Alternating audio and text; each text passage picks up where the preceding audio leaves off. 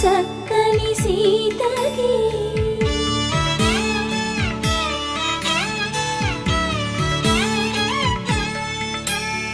పుడతవి పునరేలు విడిచిన పుడమియల్లుడు రాముడే ఎడమ చేతను శివుని విల్లును ఎత్తిన రాముడే ఎత్తగలడా సీత జడను తాళి కట్టి